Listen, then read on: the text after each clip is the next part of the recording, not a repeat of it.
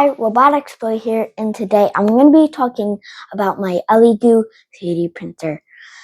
I just want to say that this is really easy to use, that even a kid could use it once they learn how to use it. And I'm going to be showing you how to use a laptop to put it onto a USB drive and then onto an SD card, which will be imported into. Next, we'll walk you through over to my computer and I'll take you through the steps one at a time.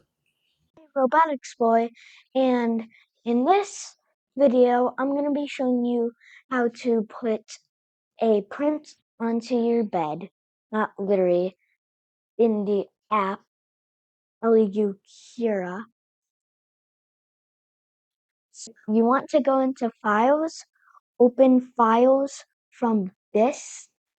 This will open up, and I already have it downloaded, but you have to download it, I think, unless you already downloaded it. But you want to press on it, and then you hit open, and it will appear in there. And then you hit the slice button, and it will start slicing. This will appear, and I think we hit save to disk, and then you see this here.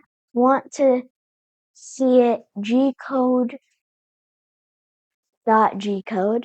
the second one, and then you're gonna hit save, and then hit open folder. Oh, not open folder. And that's all for today. Bye. Now that the file is on the SD card, we're going to put it into the 3D printer. Let's do that right now. So I learned that when you're putting in an SD card, you put it upside down in this 3D printer. And when you hear the click, that means that it's in. And it has this really cool screen. And then you're going to want to hit print, and the print is on because it's coming from the SD card. Hit that, hit confirm, and now it's heating up. So bye for now.